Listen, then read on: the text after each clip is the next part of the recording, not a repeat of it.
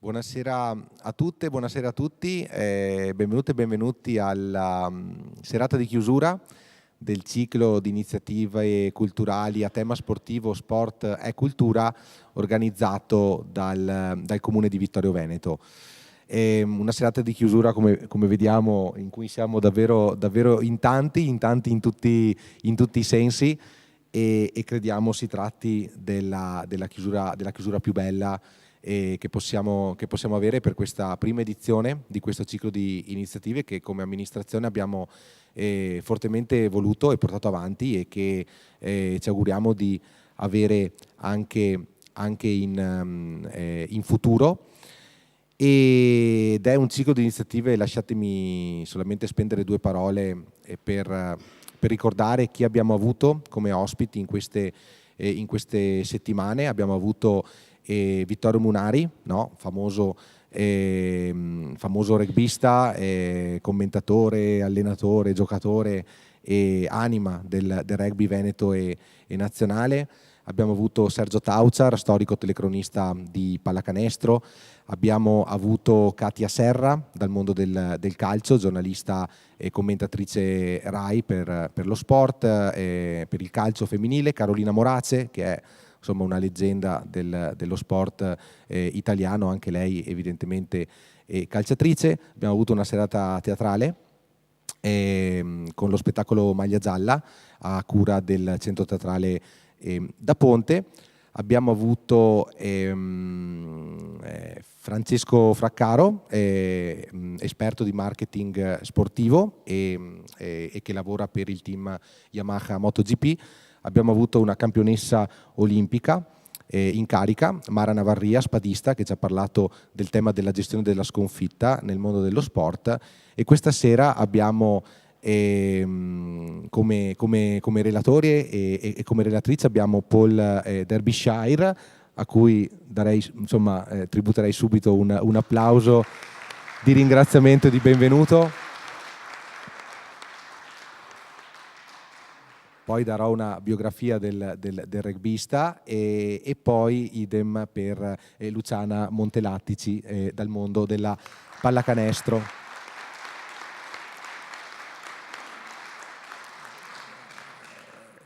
La serata conclusiva di questo davvero ricco e partecipato, devo dire molto, ciclo di iniziative è anche giustamente il momento per ringraziare tutti e tutte coloro che hanno reso possibile questa iniziativa, che è stata sì ideata dal Comune di Vittorio Veneto, ma ha avuto la collaborazione di diverse realtà sportive e sociali del territorio, per cui, sperando di non dimenticarmi nessuno, dobbiamo ringraziare e abbiamo il piacere di ringraziare il Vittorio Veneto Rugby. Abbiamo il piacere di ringraziare la Scherma Vittorio Veneto, il calcio femminile Vittorio Veneto. Abbiamo il piacere di ringraziare, se non vado errato, come società sportive per gli eventi organizzati. E abbiamo avuto stasera ovviamente la pallacanestro Vittorio Veneto quelli più vicini per la seconda serata, la collaborazione preziosissima di Falcons Vittorio Veneto, e questa sera anche dei lupi del Consiglio Rugby. Abbiamo qui Massimo Cettolin e Roberto Lovat, anche a loro ovviamente un importante applauso.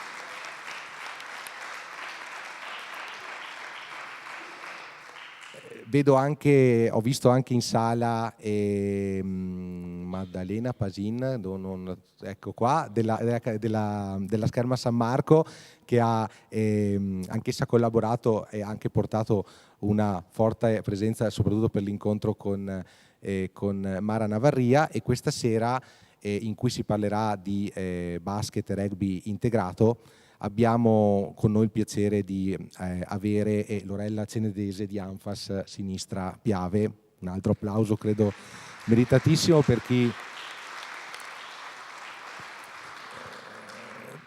chi ha portato avanti questa questa iniziativa, e ringrazio anche i nostri media partner, quindi Sport nel Web e la tenda TV, che anche stasera è qui presente. Ringraziamo Federico Campodall'Orto e tutto lo staff per il prezioso supporto, e prezioso supporto abbiamo avuto anche da Acqua, dai servizi museali del Museo della Battaglia e dagli uffici comunali di Vittorio Veneto.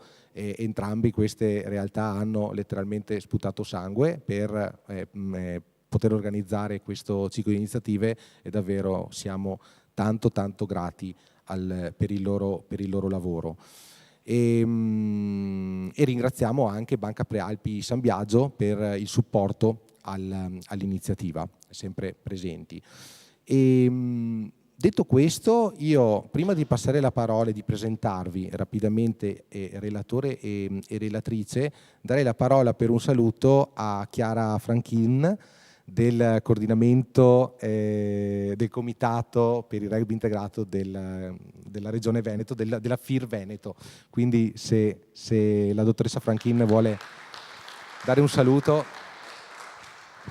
Grazie di questo invito, di questa opportunità dove possiamo parlare di una delle nostre iniziative importanti, di un rugby per tutti, dove tutti quanti possono trovare modo e spazio per poter praticare il rugby. È un mezzo di inclusione e noi ci crediamo tanto, e Paul è uno dei nostri tecnici che allena una squadra di rugby integrato.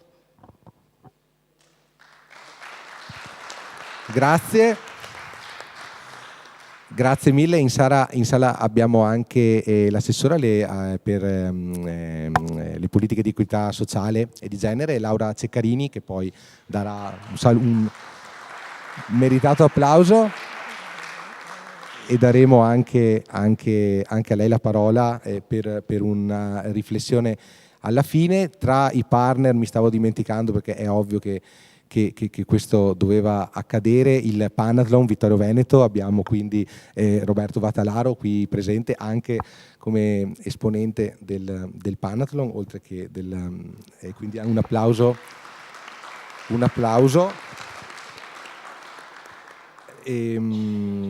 Dunque, la serata di questa sera si intitola La pratica sportiva inclusiva, esperienze e strumenti per migliorare il benessere e la qualità della vita personale e collettiva. Grazie al supporto di reti collaborative attraverso una metodologia dinamica, multidisciplinare ed accogliente, queste pratiche sportive di squadra favoriscono il benessere psicofisico di atlete e atleti di ogni genere, età e abilità, con l'obiettivo primario di promuovere esperienze di uguaglianza, parità ed equità, potenziando le relazioni interpersonali e sociali, così da favorire la qualità della vita dei singoli e delle comunità. E permettetemi di dire che questo tipo di interventi è esattamente quello a cui ambivamo quando abbiamo concepito questo ciclo di iniziative, che vogliono parlare della contemporaneità attraverso lo sport, che è un mondo che ci può dire e far riflettere tantissimo su quello che siamo come società e su quello che dobbiamo tendere ad essere come società e come comunità. Presento, e poi lascerò la parola ai due relatori. Paul Edward Derbyshire, nato da padre inglese e madre italiana, crebbe sportivamente in Toscana, dove esordì in Serie A nel 2004. Negli anni successivi giocò in varie squadre giovanili sia italiane che d'Oltralpe. Nel 2007 debuttò nella nazionale italiana e nel 2010 partecipò al Sei Nazioni. Non si sente? Prova? Ok, provo a alzare un po'.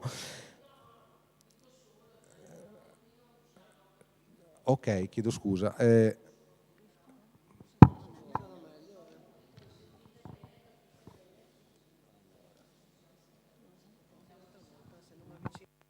Ok, proviamo ora. Un po' meglio. Per la stagione 2010-2011 fu ingaggiato dal Benetton per la prima Celtic League, continuando ad essere convocato nella nazionale maggiore fino al 2014.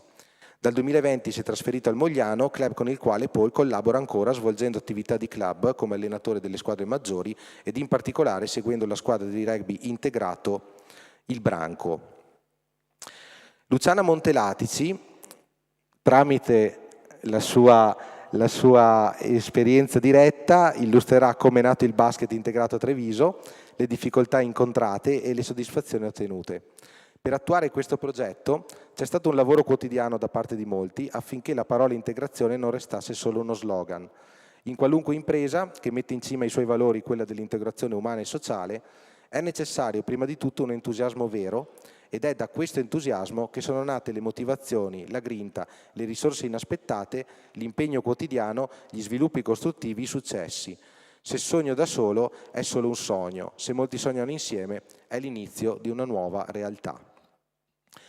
Luciana Montelatice è un'ex testista, allenatrice di pallacanestro nazionale, docente di scienze motorie sportive, specializzata nella disabilità psicofisica. Una miscela di competenze nel campo dell'insegnamento, della pallacanestro e della disabilità. Dal 2006 ideatrice del basket unificato, prima con Anfas, creando i baskettosi, poi dal 2008 con progetto Nessuno Escluso, associato alla nuova pallacanestro Treviso, che coinvolge ragazzi diversamente abili con normodotati. Con la nazionale italiana maggiore femminile vanta 60 presenze e 140 punti, 2 europei disputati nell'83 e nell'85 e una qualificazione alle Olimpiadi a Cuba 84. Il 13 dicembre 2010 riceve il premio Fair Play dal Panathlon Treviso per il progetto di Baskettosi, in cui svolge un fondamentale ruolo di educatrice ed allenatrice. Il 26 novembre del 2016 riceve a Treviso il premio Palma di Bronzo al merito tecnico, onorificenza nazionale riconosciuta dal CONI. Il 23 ottobre del 2020 è nominata dalla FIP allenatrice benemerita in riconoscimento della sua opera in favore dello sviluppo e dell'immagine della pallacanestro. Insomma, un applauso per queste due biografie, credo sia il minimo. Ed ora lascerei finalmente la parola a Paul Edward Derbyshire. Prego, e grazie ancora per essere qui a entrambi.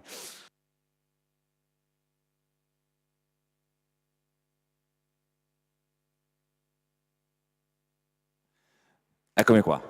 Ok, perfetto. E buonasera a tutti, ringrazio nuovamente per l'invito, è veramente un piacere essere qua, è un piacere essere qua per parlare di rugby e stasera è un piacere essere qua per parlare di rugby integrato. Partiamo un attimo dalle basi, quindi intanto faccio una piccola premessa, come diceva l'assessore, sono nato in Toscana da padre inglese, quindi l'accento si spiega da questo, perché tante volte crea un sacco di domande, quindi è per questo. Comunque sono qua in Veneto da molti anni, anche se non si sente,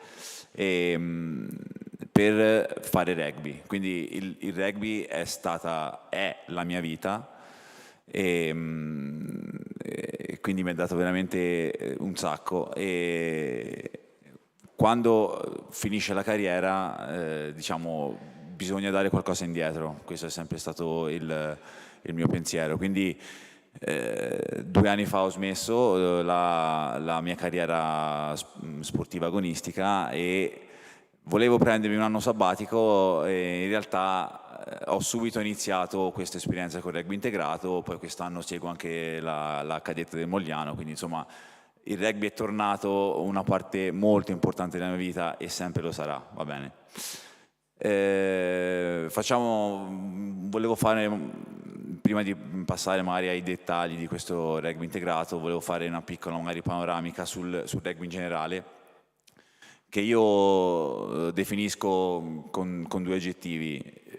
È uno sport molto elegante, anche se per chi non lo conosce magari bene c'è, diciamo, questa visione di uno sport rude, fisico, che è vero, però nel rugby ci sono veramente tantissime doti tecniche che lo rende uno sport brillante, speciale e molto elegante. Il secondo aggettivo secondo me è l'emotività che dà questo sport, come diciamo tanti sport di squadra sicuramente, però quello che si dà in campo, quello che siamo, diciamo, costretti a affrontare per gli 80 minuti rilascia veramente delle emozioni uniche. Fine partita, finisce, diciamo, l'aspetto agonistico e quindi siamo veramente tutti amici, tutti uniti.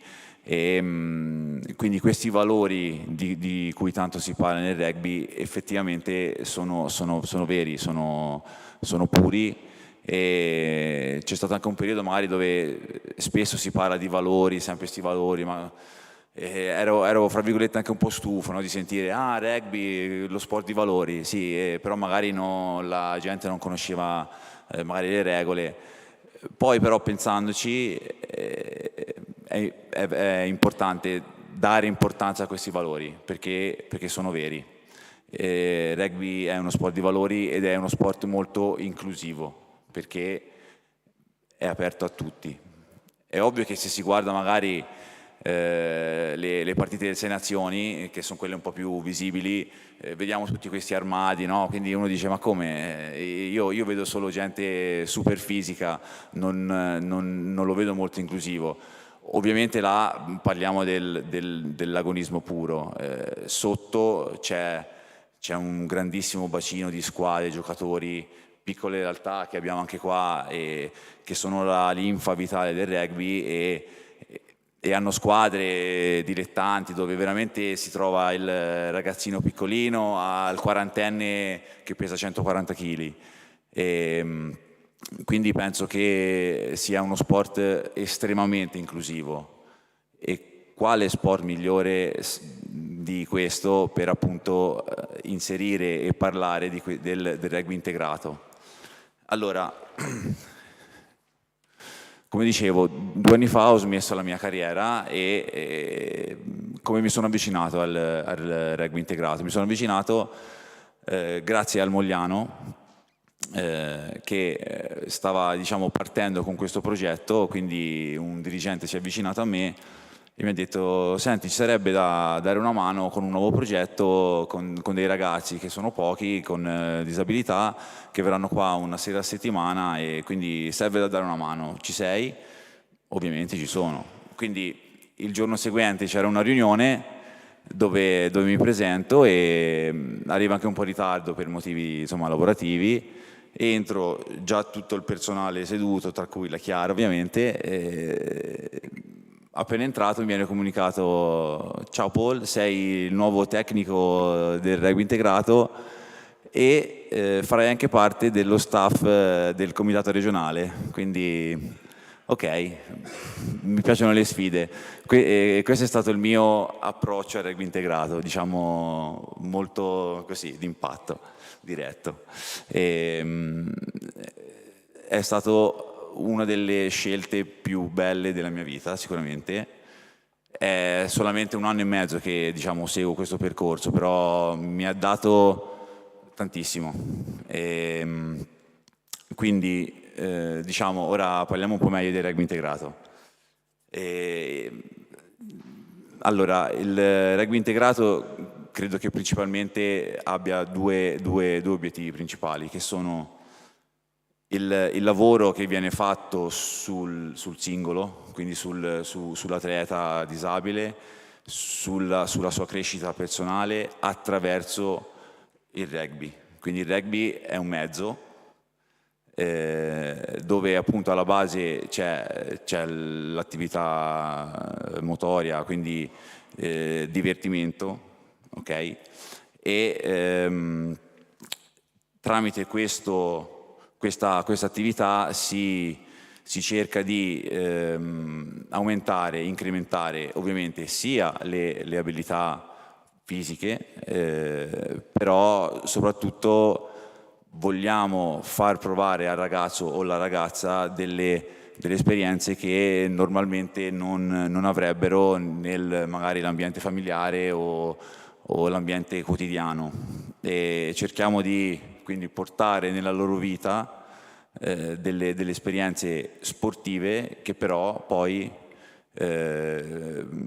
possono essere legate al piccolo sacrificio, al divertimento, al creare una squadra, quindi il senso di appartenenza alla squadra e al club.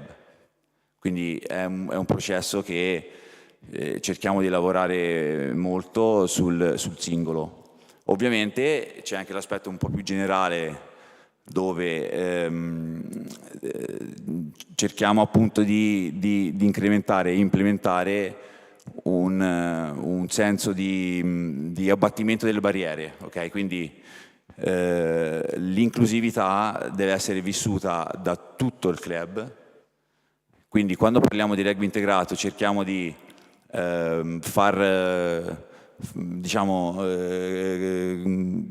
creare appunto un gruppo che si ritrova al venerdì sera, per esempio col Mogliano, però deve vivere pienamente l'esperienza del club, ok?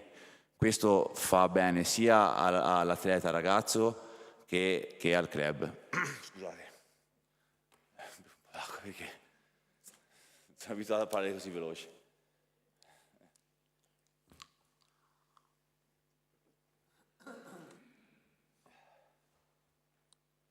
Ok, scusate.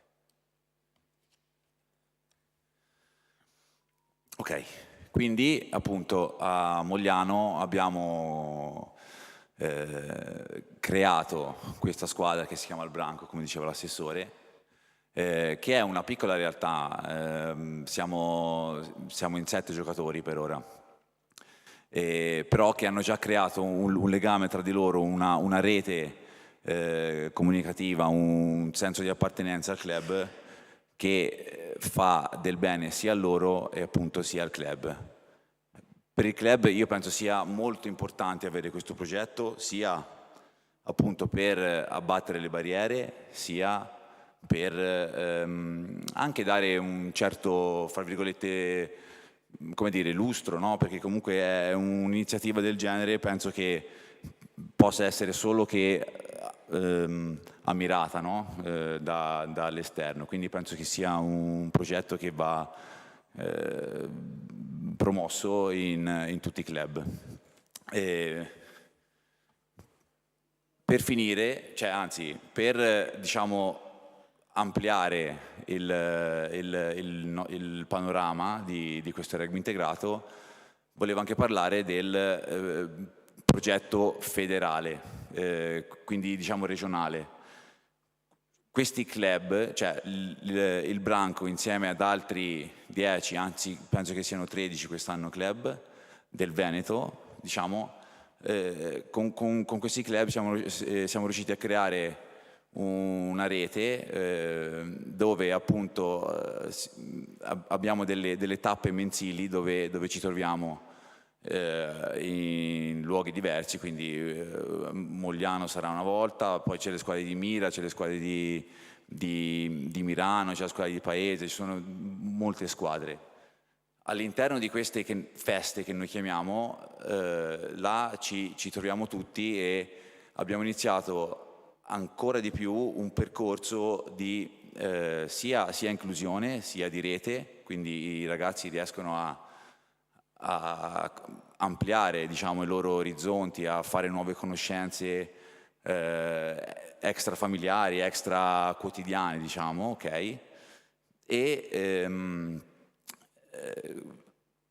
queste feste sono speciali perché volevo farvi un piccolo esempio. Quando iniziamo la festa, diciamo questa tappa, la prima cosa che facciamo è creare un cerchio gigantesco in mezzo al campo dove siamo tutti uniti e facciamo 2 parole iniziali così e quella sensazione di avere i ragazzi con il sorriso che cioè, hanno un divertimento, cioè provano delle sensazioni che sono fuori dalla loro quotidianità.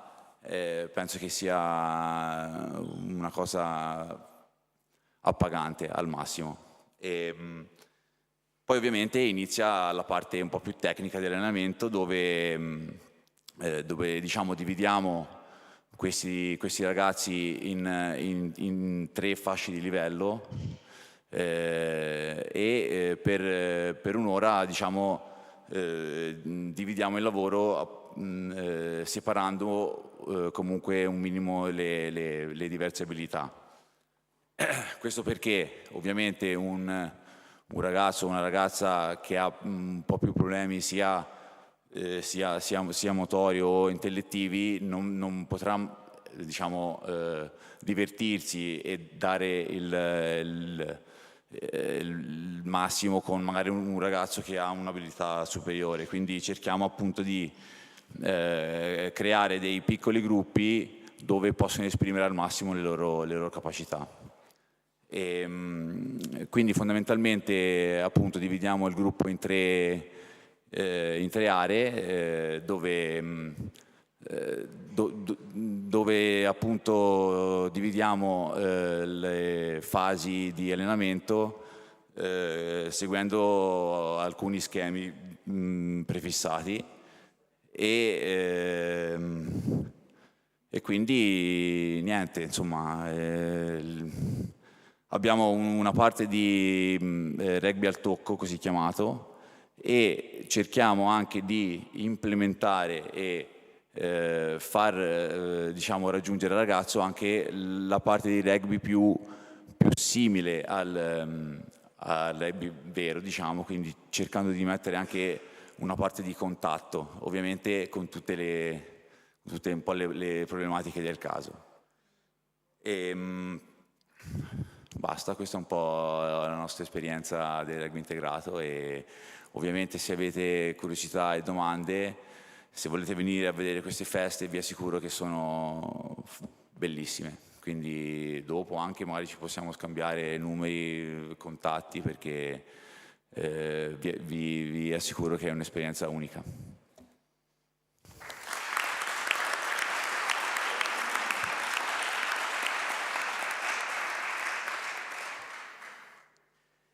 Allora grazie mille a Paul Derbyshire e poi ci sarà appunto alla fine lo spazio ovviamente per domande. Ora lasciamo la parola. Prego, assolutamente. Non so se si è sentito prima. Sì, no, non è che voglio togliere la parola a nessuno, ma non so se si è sentito prima quando Enrico ha presentato i due ospiti. Dico due parole su Luciana Montelatic perché non si sentiva bene. Ha giocato in Serie A anni, è trevigiana, è nata a Treviso. Appena arrivata... Origini toscane anche io. Ecco, origini toscane, quindi abbiamo scoperto anche questo. Appena arrivata in prima squadra a Treviso, ha conquistato subito la promozione in Serie A. Poi è andata a Schio, all'UFO Schio, sempre in Serie A, passando per Spinea. È andata... Sto andando a memoria, eh? Sì. Ok. Sì, perché hanno detto la faccio veloce. E è andata a Roma, alla Batta Roma, Serie A, ha vinto la Coppa Ronchetti, che allora era la seconda Coppa europea, c'era la Coppa Campione e Coppa Ronchetti, che era dedicata a una pioniera del basket femminile italiano. Atleta, sì. Liliana Ronchetti, sì, che è morta prematuramente, le avevano dedicato questa Coppa.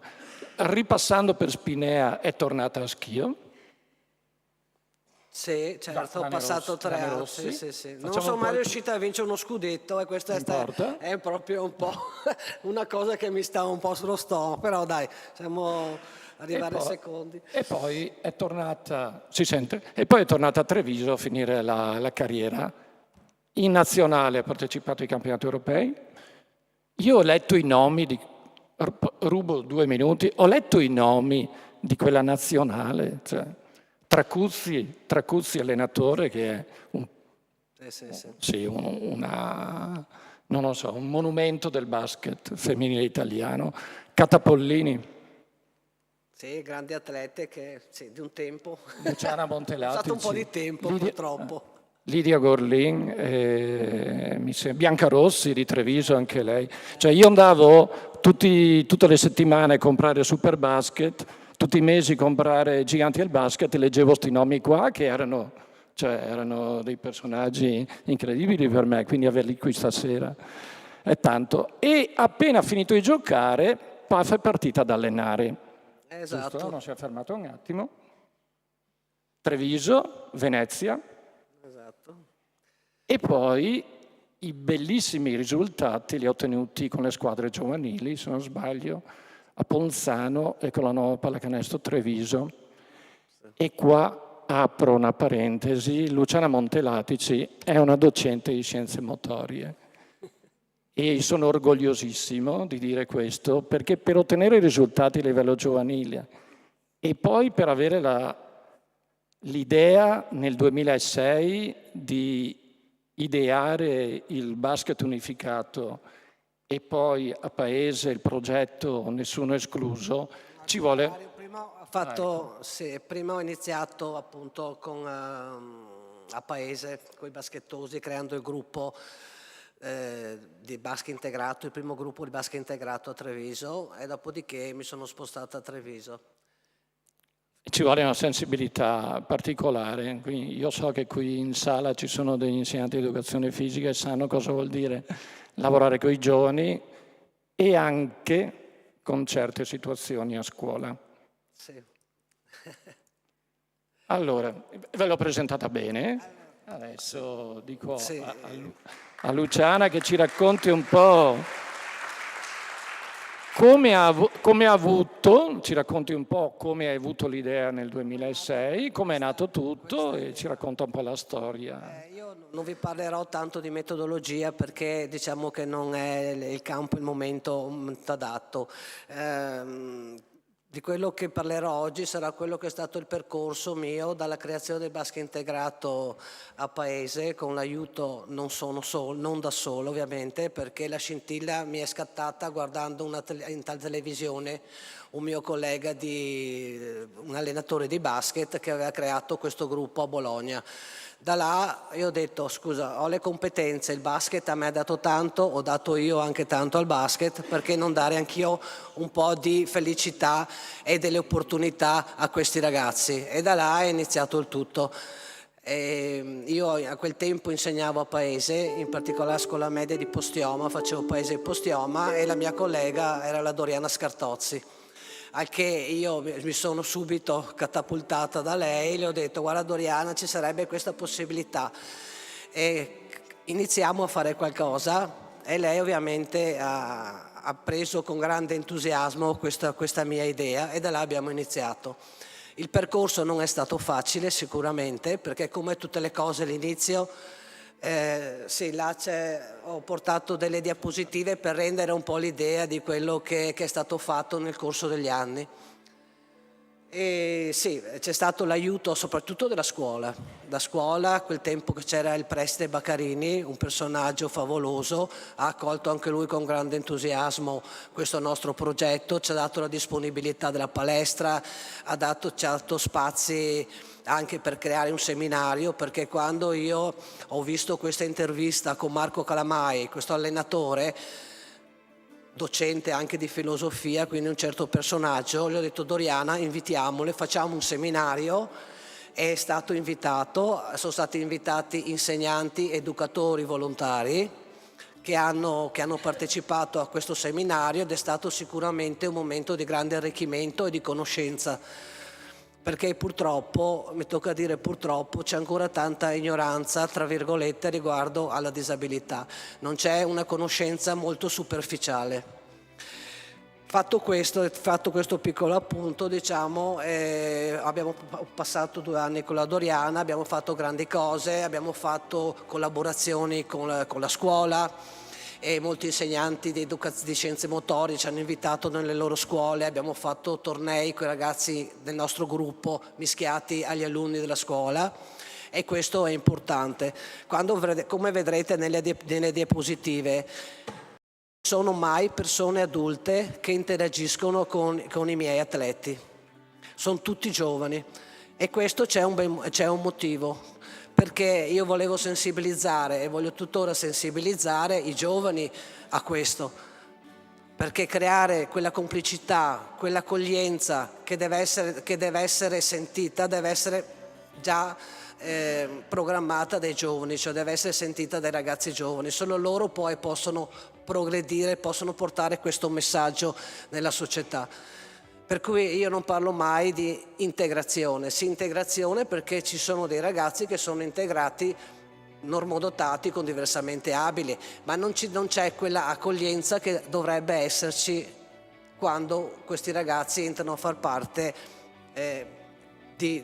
In questo caso erano dell'Anfast, cioè quando noi lavoravamo eravamo solo noi, un progetto bellissimo, ci ha dato tante soddisfazioni e tuttora sta dando soddisfazione, e di questo non posso essere che felice, perché i baskettori stanno facendo grandi cose a Treviso, è il gruppo più conosciuto di basket integrato, non si sono fermati al momento, ma sono andati avanti, e così bisogna fare. E così ho voluto fare io, perché lo spazio dell'Anfast, dove allenavamo con la Doriana a Paese, mi sembrava uno spazio un po' ristretto e volevo dare a dei ragazzi altre opportunità. Per questo ho portato il basket integrato a Treviso. Perché? Perché li ho inseriti all'interno di una società sportiva dove venivano accolti e accuditi, cioè accolti per quello che erano, e partecipavano in toto, come diceva anche il mio collega qua, in toto dalla società, cioè loro festeggiavano, partecipavano a tutte le varie attività che venivano fatte all'interno della società, e allora questo possiamo parlare di inclusione solo in questi termini. È una cosa molto importante, che direi quasi fondamentale, è che questi ragazzi, quando si allenavano, non si allenavano tra di loro solo, ma la squadra che si allenava prima di noi o dopo di noi, i ragazzi si fermavano mezz'ora prima, cioè venivano mezz'ora prima, o addirittura si fermavano per tutto l'allenamento per giocare con questi ragazzi. E la valenza, il valore che hanno avuto questa conoscenza per entrambi, e forse di più per i normodotati, è immensa, perché riuscivano a relazionarsi e a dare la loro amicizia a questi ragazzi. Quindi noi abbiamo fatto poi, come vedete, le positive, le ho portate a fare anche un camp, cioè una cosa impossibile. Siamo stati 5 giorni ospiti a Caorle, in un villaggio turistico, siamo stati dalla mattina alla sera insieme. Cioè, non è stato facile, no, non è stato facile, però con l'aiuto di tutti, perché da soli non si va da nessuna parte, questo è poco di sicuro, perché all'inizio è stata la Doriana, è stata la scuola, sono state le istituzioni, ci hanno aiutato, dopodiché ci saremmo fermati là. Per cui anche le famiglie hanno un ruolo molto importante nel momento di inclusione. Certo, anche le famiglie, come dei ragazzi normodotati, creano anche loro i loro problemi, non posso dire di no, perché cioè mettere d'accordo tante famiglie, tante teste non è facile, però con delle riunioni, ad esempio noi facevamo settimanalmente degli incontri con le famiglie e spiegavamo un po' quelle che erano le problematiche anche dei singoli ragazzi, perché ognuno di loro ha la propria identità e la propria personalità, per cui qualche scaramuccia, qualche disaccordo nasce sempre, ma d'altronde diciamo che è abbastanza normale. Quindi io predigevo sempre nei miei allenamenti e anche nelle competizioni sempre ragazzi normodotati, però giovani, perché appunto per loro è una forte esperienza, è una fonte di arricchimento personale e di enorme valenza educativa, e questa educazione viene portata anche al di fuori da quello che è l'ambito sportivo, e che è l'ambito appunto della pallacanestro, di quello che noi stavamo facendo. Quindi col progetto Nessuno Escluso che vedete là abbiamo fatto appunto anche loro, abbiamo fatto diversi progetti, diverse cose che ci hanno portato appunto ad avere una grossa risonanza. C'è anche una diapositiva che è venuto anche il sindaco a giocare con noi, il sindaco Mario Conte è venuto a trovarci e ha fatto 2 tiri. Cioè tutte queste cose qua permettono ai ragazzi prima di tutto di sentirsi importanti, di sentirsi parte di un gruppo, ed anche e soprattutto è un momento di inclusione, nel senso che non sono ragazzi là, un gruppo messo là, ma è un ragazzo che interagisce costantemente con la società di appartenenza e con il territorio. E quindi io penso di essere stata abbastanza esordiente e voglio solo concludere con una frase da specie, perché questi ragazzi come i Falcon, che appunto è il presidente, e Massimo, partecipano alla Special Olympic, che sono questi tornei appunto che vengono fatti nelle varie zone, sono degli appuntamenti, come diceva lui, in vari posti, sempre abbastanza territoriale, non so, sono Vittorio Veneto, c'è stato Villorba, poi dove sono stati ancora, insomma qua, ecco, però ripeto, questi qua sono momenti, sicuramente di gioia, come tutti gli eventi di cui si partecipano, perché ci hanno invitato anche a diverse manifestazioni con le Serie A, questo e quest'altro. Però è un momento sicuramente di divertimento per loro, di socializzazione, di uscire da quello che è il loro ambito familiare o chiuso, però tutto questo si costruisce settimanalmente, si costruisce durante gli allenamenti, durante che si passa con la squadra. Cioè settimanalmente, mensilmente, e ci vuole una programmazione. Non si può iniziare un anno sportivo come per le squadre normodotate, non si può iniziare un anno sportivo senza fare delle programmazioni. Il prossimo anno faremo questo. La società è d'accordo e soprattutto gli allenatori che allenano le varie attività giovanili sono d'accordo di non mandare e sensibilizzare. Certo, io non posso obbligare un ragazzo di dire vai a allenarti con i ragazzi disabili, questo no, però se c'è una giusta sensibilizzazione da parte dell'allenatore in collaborazione con chi allena il basket integrato, si può fare, vi assicuro che sarà una cosa che dopo dovete dire no, sta a casa che ne avremo abbastanza, perché è così. Ecco. Voglio concludere con una frase della Special Olympic, l'inno della Special Olympic, che lo fanno prima di una gara e prima di una dimostrazione a livello nazionale, che dice che io possa vincere, ma se non riuscissi che io possa tentare con tutte le mie forze. Questo è il giuramento degli atleti di Special Olympics, lo stesso dei gladiatori quando entravano nell'arena. E non è un caso, perché chi è affetto da disabilità nasce gladiatore. E la vita è la sua arena tutti i giorni.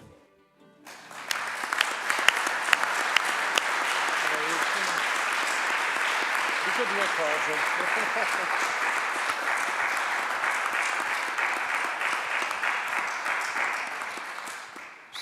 Se posso, Enrico, integrare due. Allora ha parlato di Special Olympics, noi da quest'anno partecipiamo agli Special Olympics con il gruppo dei Falcons. Per chi non lo sapesse, è un organismo, Special Olympics, che è l'unico al mondo che può utilizzare la dicitura Olympics. Nessuno, perché ha avuto il beneplacito dal CIO, neppure il Comitato Paralimpico può parlare di Olympics. Quindi per capire che tipo di organismo è. E l'idea degli Special Olympics è venuta a una delle sorelle di John Fitzgerald Kennedy, e proprio per onorare un'altra sorella, Rosemary, che non stava molto bene. E si volevo sottolineare questo perché questa donna, come mi ha detto prima Luciana, che strano, vero? È stata una donna. E è stata la sua testardaggine e la sua voglia di andare contro le convenzioni del tempo, e per aprire a tutti quanti l'attività sportiva in un periodo storico in cui l'attività sportiva era solo per una parte della popolazione e poi una parte era esclusa perché anche assistita dalla medicina certa popolazione non doveva fare attività sportiva. E lei ha iniziato invitando nel parco della sua villa dei ragazzi, degli amici, e ha iniziato così. Poi ha creato una fondazione con cui ha sovvenzionato gli Special Olympics, che adesso sono diventati quello che sono.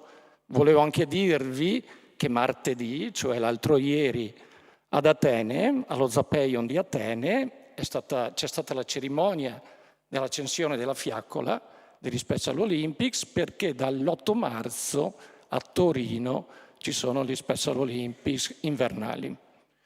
Quindi non è che partecipiamo a una cosa così da poco, no?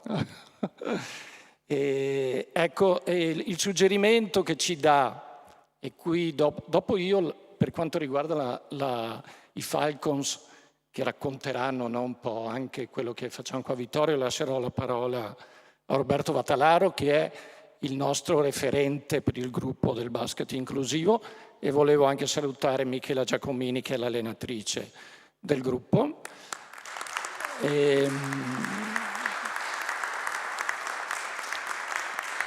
Il suggerimento che ci dà Luciana è di inserire i giovani nel gruppo, ma mi sembra che nei gruppi, è una cosa a cui ci stiamo già pensando, no, Vattalaro, un po' alla volta, perché giustamente, come ha detto lei, noi abbiamo una certa età e abbiamo una certa sensibilità, ma dobbiamo partire dai giovani a crearla la sensibilità.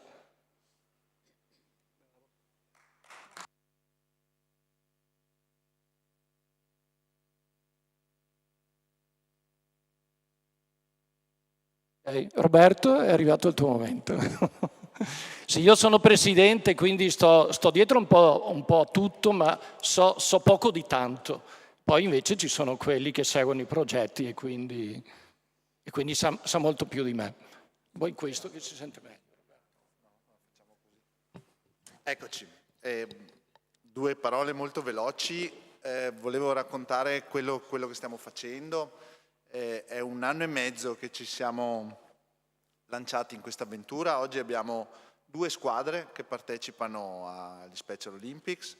Abbiamo coinvolto 22 atleti disabili. Il nostro sport, avete capito, mescola disabilità con abilità, e una decina di quelli che si chiamano partner. La nostra soddisfazione è avere qualche ragazzo giovane, qualche ragazzo che viene dalle giovanili. Quello che vi volevo raccontare al volo è di un progetto che abbiamo in mente adesso col supporto del Presidente, di coinvolgere tutte le squadre delle nostre giovanili nei nostri allenamenti. Siamo convinti che comunque sarà per loro una serata diversa dal solito, e che qualcosa rimanga, anche se solo una riflessione, insomma, riteniamo che sia comunque importante. Ed è bello perché la squadra, diciamo che è un po' più competitiva, comprende ragazzi che hanno la stessa età, che giocano insieme e fanno pallacanestro. Il bello di questi sport, del rugby, della pallacanestro, è che ci si concentra sulle abilità, cioè quando loro sono in palestra, a noi interessano le loro abilità. Delle disabilità ne parliamo in un altro momento, in sostanza. Questo è quanto, questo è quello che volevo dire. Grazie comunque a tutti quanti.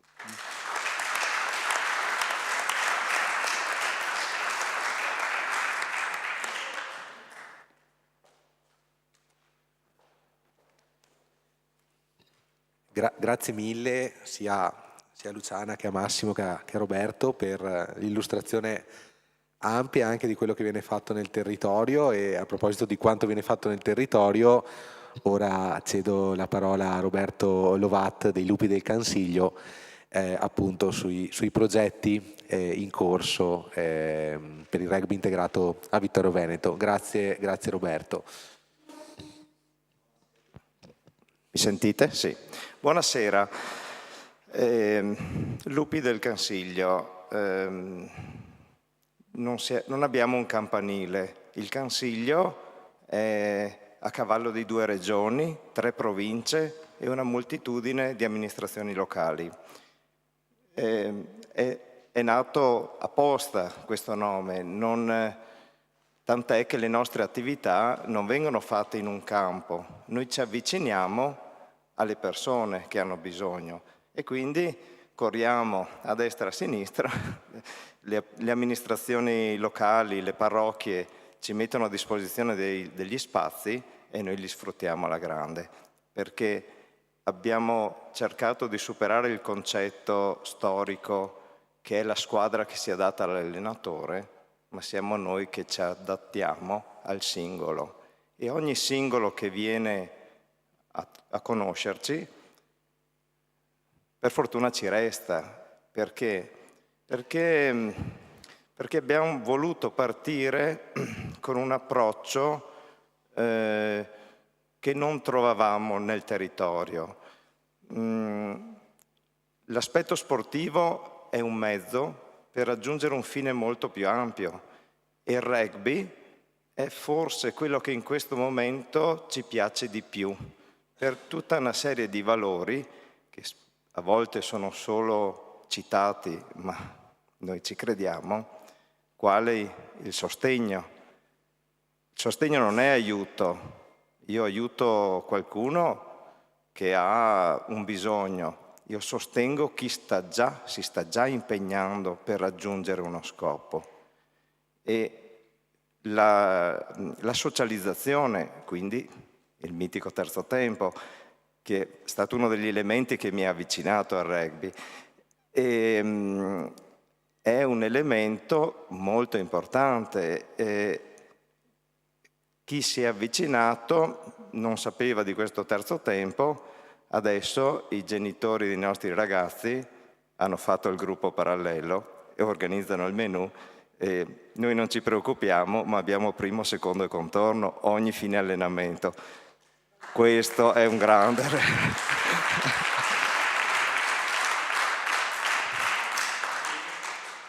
e questo l'abbiamo ottenuto in un percorso che ha meno di 6 mesi, perché i primi allenamenti erano a ottobre, neanche a settembre. Sì, venivamo da tante storie personali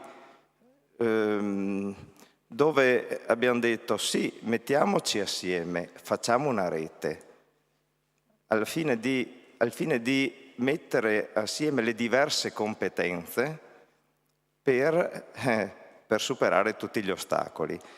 E quest'estate pensavamo di essere assolutamente incoscienti, adesso lo siamo un po' meno, perché insomma vediamo cosa sta succedendo, ma anche perché il sostegno ci viene da tante amministrazioni pubbliche, tanti sponsor che vogliono o non vogliono essere evidenti, da tante persone che trovano stimolante quello che stiamo vivendo.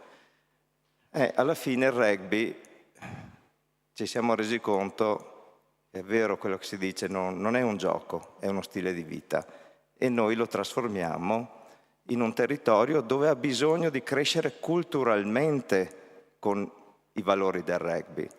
Valori che anch'io personalmente conosco poco, ma mi faccio aiutare da tanti amici. Viaggiamo molto, andiamo a imparare. Con i nostri amici del Tiezzo Rugby ci incontriamo negli allenamenti, altro club nato quest'estate, anche voi incoscienti come noi, ma voi lo siete ancora di più, perché a Zano Decimo non esiste il campo da rugby e voi ve lo fate, vi comprate la terra e ve lo fate. Questa è una mischia ordinata.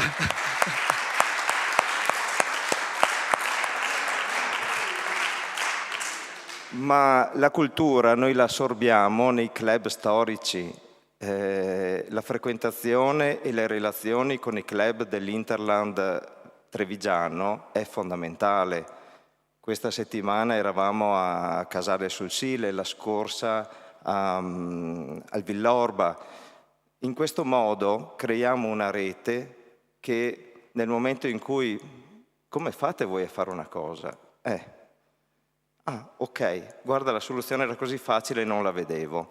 È un po' nel momento del terzo tempo, ma come avete fatto a raggiungere quel tipo di risultato atletico? Non so se voglio dirtelo, ma sì, dai, alla fine con 2 birre te lo dirò. Quindi, insomma, ecco, non mi dilungo tanto, ma siamo contenti di avere tanti amici che ci sostengono e che ci aiutano a far crescere sempre di più la nostra famiglia, che è quella del club, ma è quella del grande mondo del rugby.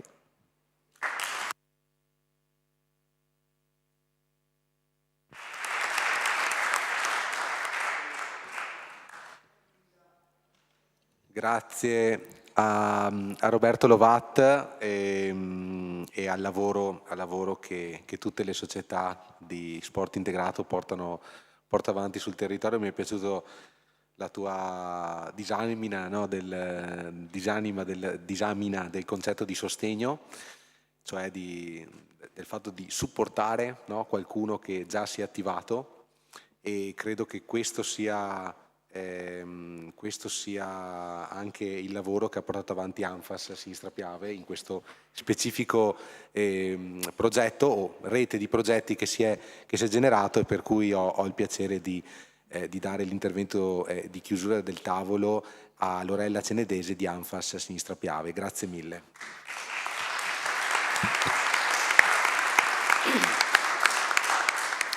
Sì, allora ANFAS è un'associazione nazionale delle famiglie, delle persone con disabilità.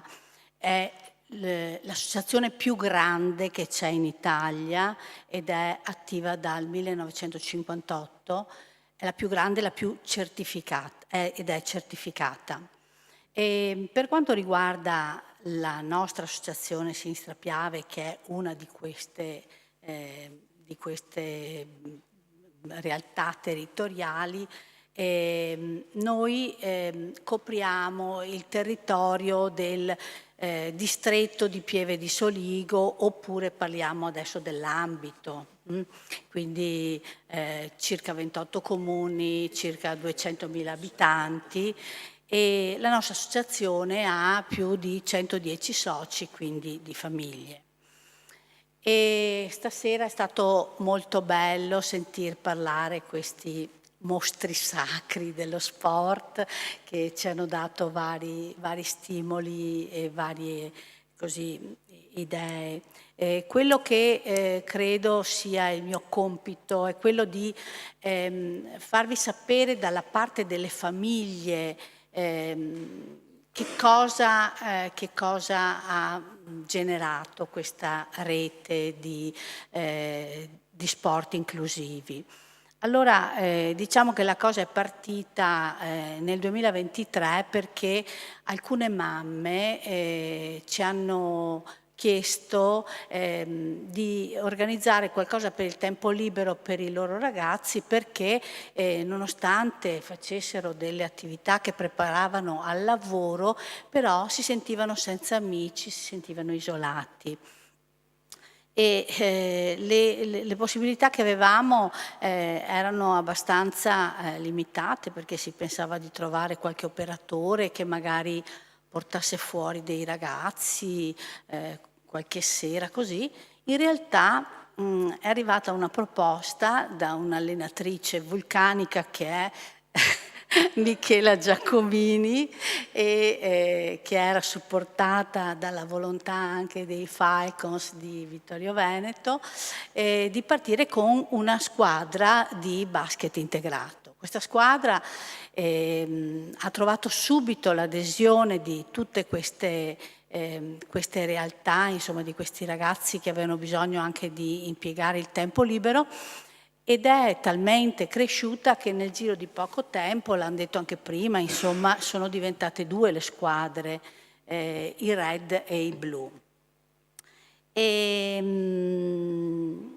niente, voglio dire, ci sono in questo gruppo, non c'è quasi nessuno che si è ritirato, e c'è gente che prende l'autobus per venire, c'è gente che fa 50 chilometri per venire a fare l'allenamento, però l'interesse è sempre molto elevato.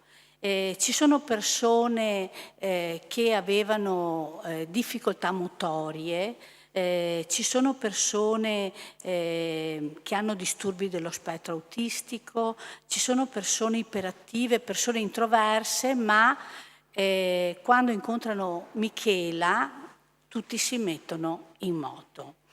Il coach non è solo un allenatore, è ben di più, è una persona che oltre ad agire in un contesto sicuro e adatto alle necessità di tutti, è anche una persona che ha delle conoscenze psicopedagogiche, perché cerca di capire le caratteristiche della persona che ha davanti e cerca di far emergere quanto di meglio c'è. Naturalmente il coach da solo combinerebbe ben poco con i ragazzi con disabilità, servono i facilitatori. I facilitatori sono degli atleti speciali, dico io, scusate, permettete, perché decidono di dedicare il loro tempo a queste persone con difficoltà che altrimenti non potrebbero fare sport. E quindi li supportano in vario modo. Prima voi parlavate dei giovani e noi quest'anno abbiamo avuto la possibilità di fare anche un progetto, insomma, giovani così, e abbiamo verificato che se i giovani si coinvolgono succedono delle cose veramente belle. Perché diventano capaci di relazionarsi e di comprendere l'inclusione e anche di far fronte a tutte le cose che possono intervenire. Diciamo che quindi potrebbe diventare una palestra per un buon cittadino, insomma, anche sti giovani che entrano a giocare, ecco. E nel basket ci sono i tornei, abbiamo detto, le trasferte, le feste di apertura, le feste di chiusura, le feste di Natale, cioè ci sono tutte queste cose che sono occasioni di pizze che sono occasioni, domenica prossima, sì, che sono occasioni di uscire, di sentirsi parte di una squadra, di sentire di valere per qualcuno. Ad Anfas negli ultimi tempi si riferiscono anche servizi pubblici e comunità che ospitano persone con altre fragilità.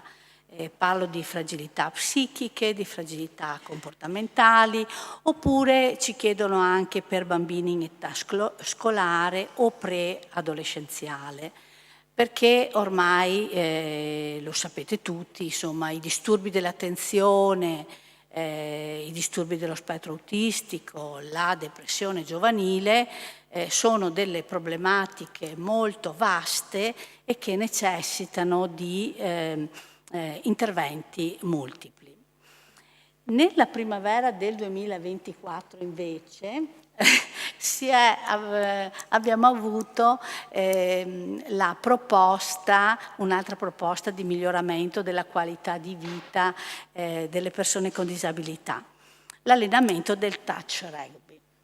È stato... Ah sì...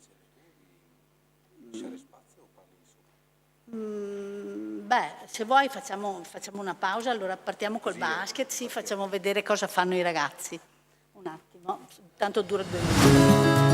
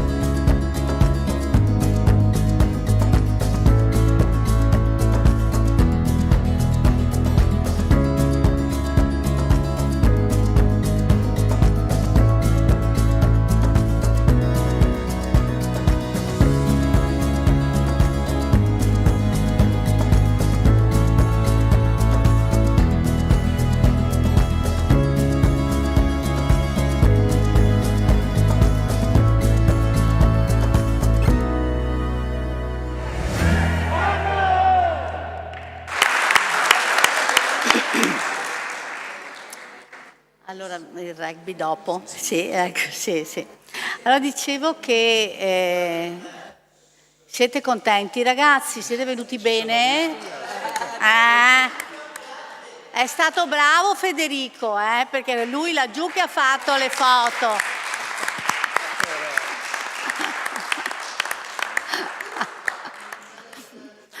Perché ci tengono a venire bene. Scusa. Sì. Allora, nella primavera del 2024 appunto è giunta un'altra proposta per il miglioramento della qualità di vita delle persone con disabilità, che è l'allenamento del touch rugby. All'inizio è stato accolto con un po' di tentennamento, però questo sport poi ha conquistato molto velocemente la passione di ragazzi e familiari. Sicuramente qui abbiamo un altro coach che è straordinario, perché Roberto pensa a tutto, non solo al gioco e al coinvolgimento dei facilitatori, ma anche alla scelta e alla cura delle aree di gioco, e anche alla creazione di reti di relazioni tra i familiari, e è anche un esperto di lettura del disagio sociale, perché lui è partito anche con un piccolo gruppo di bambini della scuola primaria e allena anche un gruppo in una comunità di accoglienza per persone con disabilità, dove accede anche un centro diurno. Allora, questo sport unisce la gioia della libertà di lasciarsi andare a rigore nel rispetto degli altri e nella cura di sé e dell'ambiente. Di fatto sia il rugby touch che il basket team favoriscono esperienze di fiducia in se stessi, sviluppo di abilità pratiche, senso di realizzazione ed autostima, consapevolezza del proprio corpo e dello spazio. Talora questi sono obiettivi che non si raggiungono neanche con anni di terapia. E probabilmente questo è determinato dal fatto che il gioco di squadra induce un'attività che non pesa e che diverte, perché se no non si spiegherebbe. Il terzo tempo è una regola del rugby che permette alle persone con disabilità di avere degli spazi serali, cioè una volta alla settimana, come avete sentito prima da Roberto, cenano in un contesto socializzante e aperto, e anche le famiglie, e talora ricordiamo anche le famiglie soffrono di isolamento perché le cose sono parallele, e trovano un contesto accogliente e positivo, tanto che riescono finalmente a relazionarsi con gli altri genitori.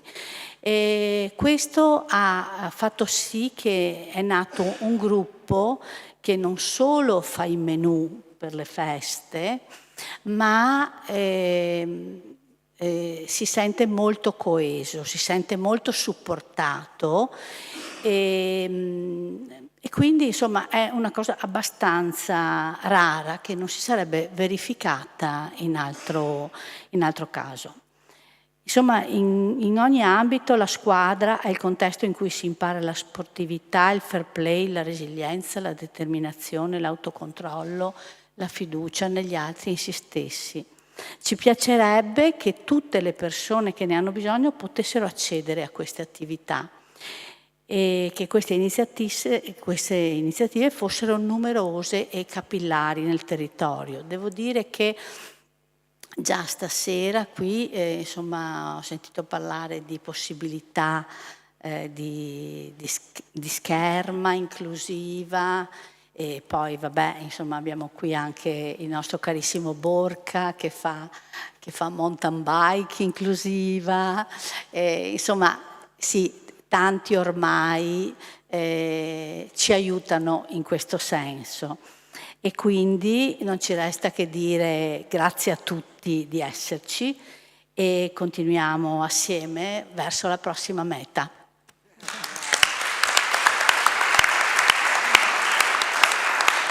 Mandiamo lui.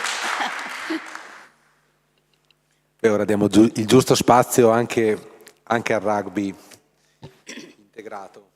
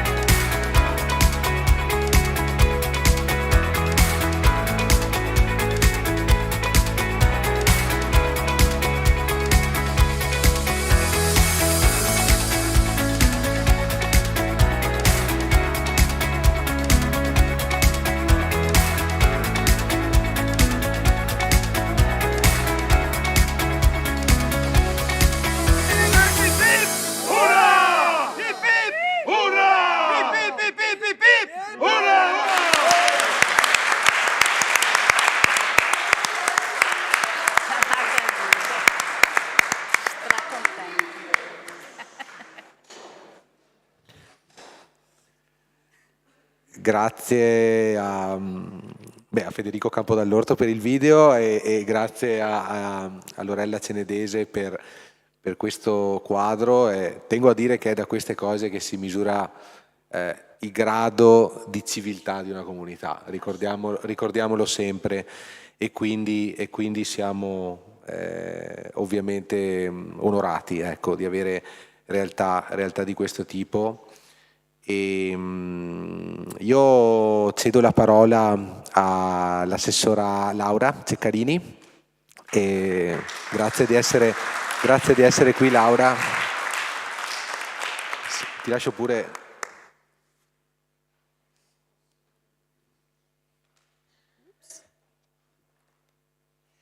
Buonasera a tutti e a tutte, e veramente una bellissima serata, una serata insomma di cui essere orgogliosi come amministrazione, che città insomma che può ospitare queste realtà di sport inclusivo.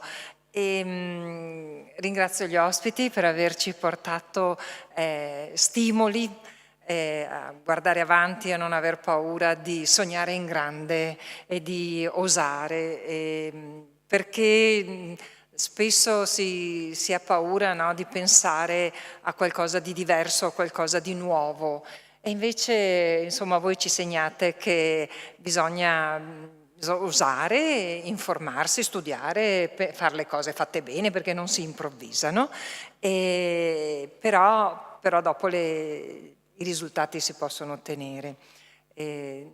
Io penso che la soddisfazione più grande sia vedere questi atleti che fanno sport, che sono felici, che esultano, che si arrabbiano quando non è andata come volevano, che ti dicono abbiamo vinto oppure abbiamo perso, perché insomma è anche questo, fa parte della vita e degli insegnamenti.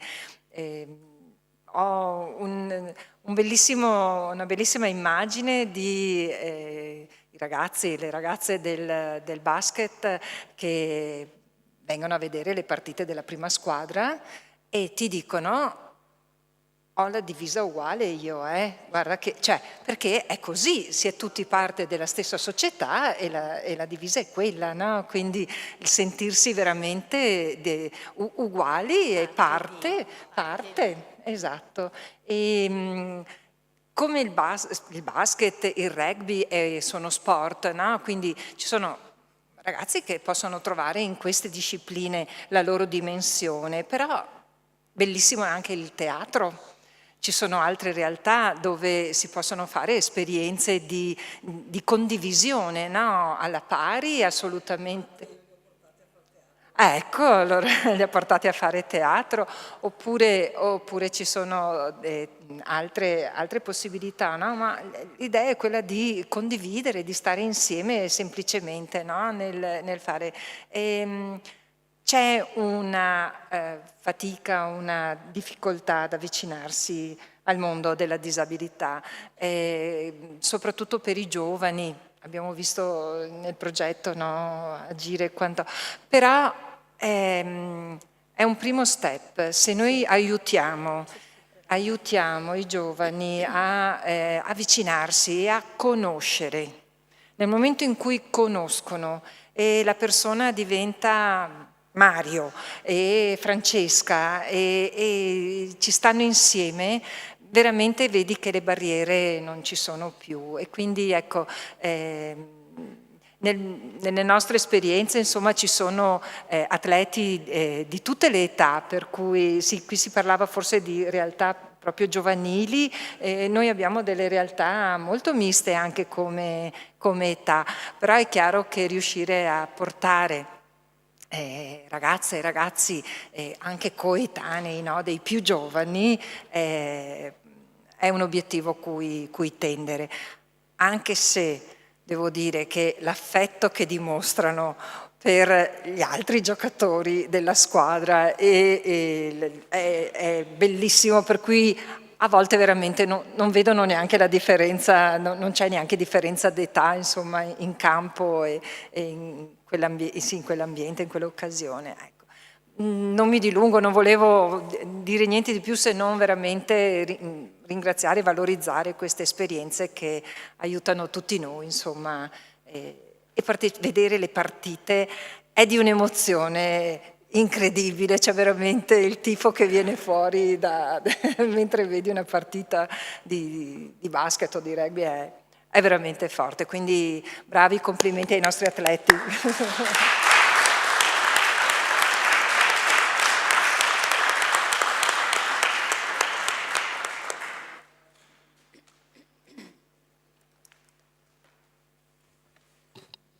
Beh, abbiamo qualche minuto per interventi e domande e reazioni, insomma, da parte del pubblico in sala, per cui se avete degli spunti da avanzare.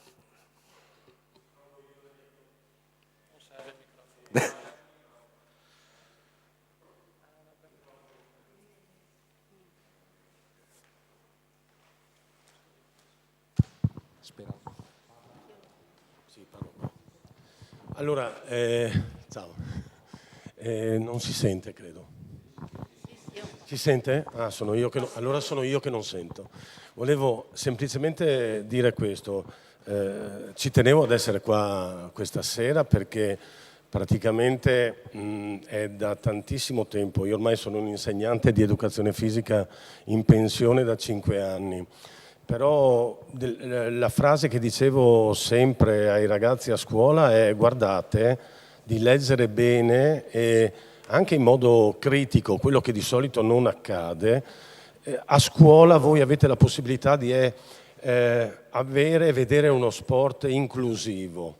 Fuori invece, al di là del fatto che si è campioni anche, si è doverosamente anche puntare a quel tipo di raggiungimento, a quel tipo di obiettivo, però nello stesso tempo sappiate che normalmente al di fuori della scuola si tende ad escludere, per la semplice ragione che noi abbiamo un modello di società molto ma molto individualista e continuiamo a perseverare su questa strada che secondo me è sbagliata e anziché provare a creare una situazione neanche di socialità, di socievolezza, dove in definitiva c'è questo aspetto di empatia, di incontro. E secondo me la società modello alle quali i più non si riferiscono parte dalle situazioni descritte stasera. Cioè sono gli altri che devono imparare da questi video che abbiamo visto, da queste persone.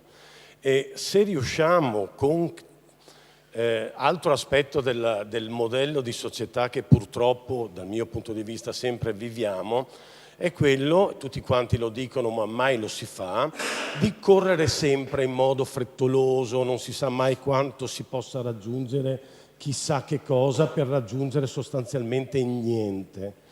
Invece da questo punto di vista, se noi incominciamo a rallentare e a vedere riusciamo a vedere le cose con molta più razionalità, con molta più attenzione, quindi rallentare significa accalappiarsi le cose migliori e con questo tipo di attività che viene fatto dalle varie associazioni, questo è diciamo l'input, la cosa principale. Normalmente cosa ci capitava in uno stato normale di una lezione di educazione fisica? Quella di trovare il ragazzo che gioca a pallavolo nella Sisley e che difficilmente, siccome lui è nazionale, difficilmente riesce a giocare in ambito scolastico. Allora, così come si convince il ragazzo o la ragazza che ha certe prestazioni al di fuori, che a scuola lo sport magari sembra la stessa cosa, ma in realtà è diversa.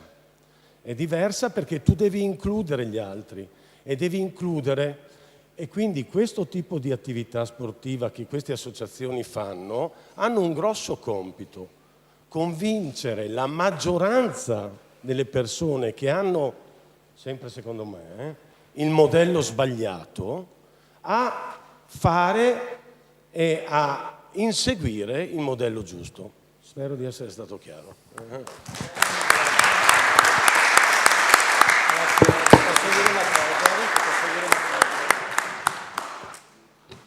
Sì, riguardo integro anche stavolta.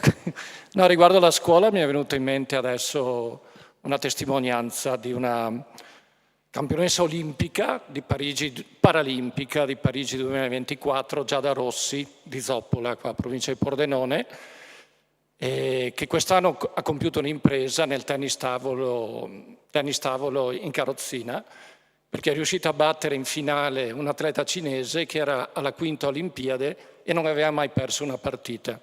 4 Olimpiadi, sempre medaglia d'oro, arriva in finale alla quinta Olimpiade e trova Giada Rossi alla terza Olimpiade, Giada riesce a batterla.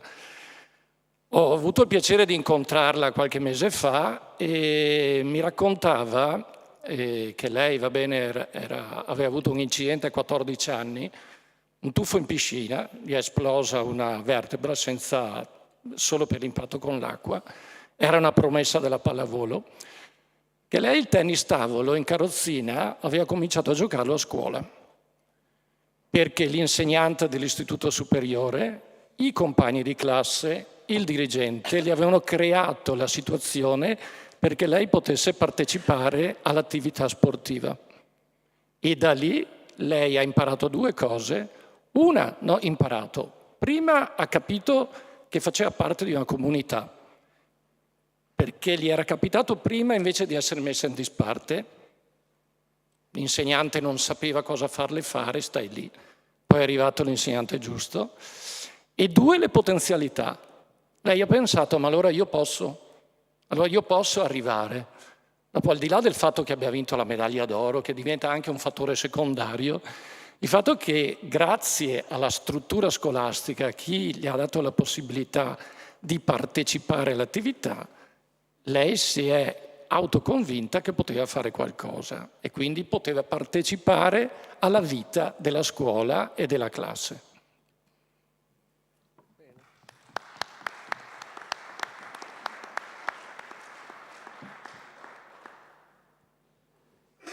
Ci sono altri interventi?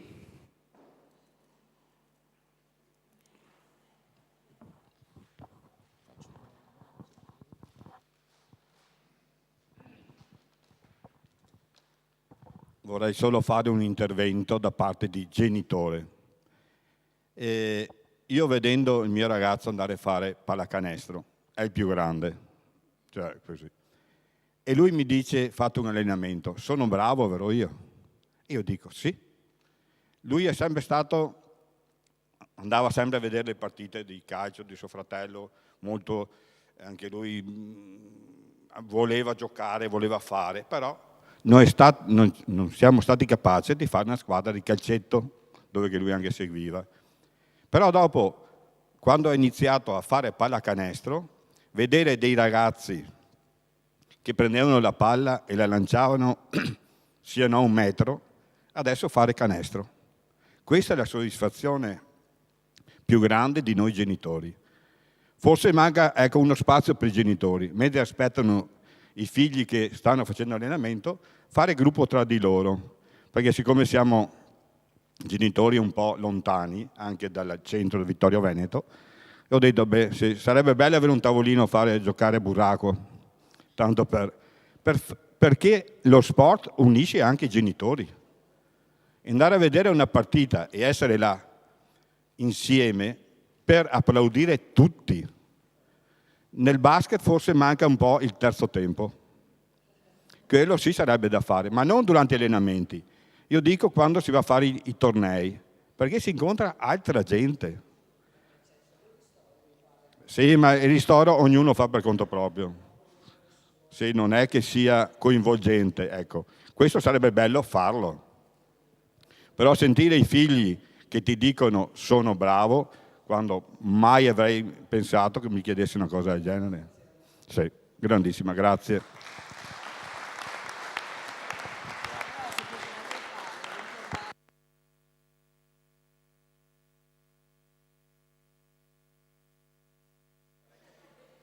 Qui c'è Luciana Montelatici che già sta programmando, fuori microfono, sta già programmando. Prego, prego.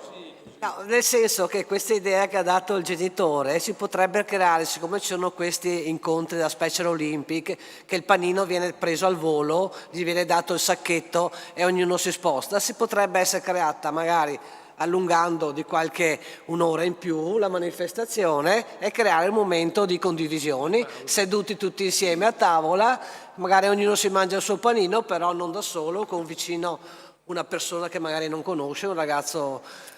Potrebbe essere un'idea in fondo. Bisognerebbe parlare in alti loco, però. Ma noi mettiamo via noi intanto. Sì.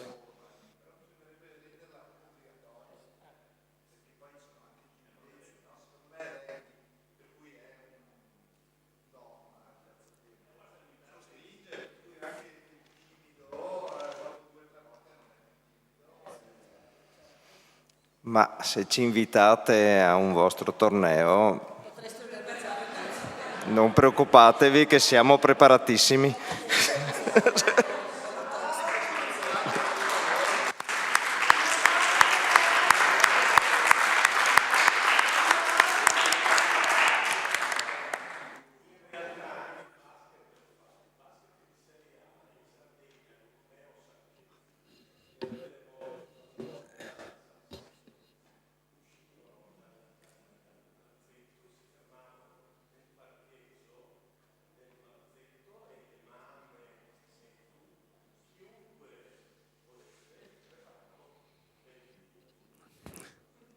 C'è la regia che sta che sta lamentando questi interventi fuori microfono. Caro lei.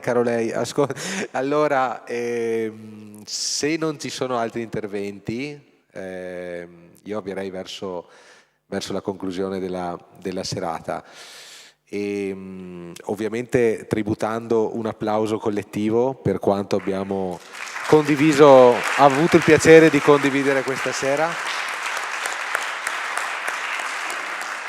E guardate, se c'è una cosa che è ritornata quasi praticamente pressoché in tutti gli interventi che abbiamo avuto in queste serate, in cui abbiamo avuto ospiti campioni e campionesse di livello mondiale, insomma stiamo parlando di eccellenze anche questa sera, e spesso ricorrevano delle considerazioni relative a che cosa sia il talento.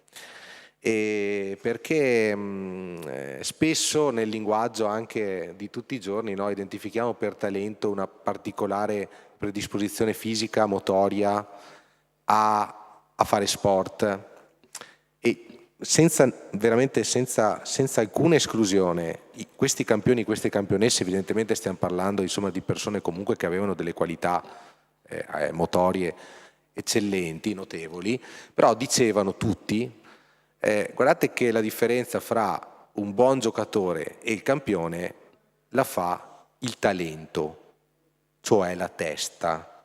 E cosa si intende per testa? Si intende una particolare passione, una passione che ti impone di avere una sorta di ossessione positiva per il proprio miglioramento. È quello il passaggio che poi porta a una concentrazione fuori dal normale, ed è nei momenti di concentrazione in cui riusciamo davvero a dare il meglio e riusciamo a scavare quel solco rispetto ai rivali, nel caso sportivo, o a quello a cui si era arrivati con il solo allenamento, diciamo così, tecnico, tattico. E questo secondo me è fondamentale da richiamare stasera, perché la possibilità che abbiamo tutti e tutte nel fare sport, di provare sulla nostra pelle questa sorta di positiva ossessione verso quello che facciamo, questo trasporto, questa passione totale, che quindi ci fa superare limiti che pensavamo invalicabili, o comunque che diventano strumenti per migliorarci a 360 gradi. Io credo che quello che tutte le vostre realtà fanno è quello di coltivare talenti e di scovare talenti, e quindi di questo io credo dobbiamo essere tutti grati come società. Grazie mille a tutti coloro che hanno seguito questo ciclo di iniziative, e in particolare quella di stasera, e a tutti quelli che hanno permesso la realizzazione, e buona serata. Grazie ancora a tutti.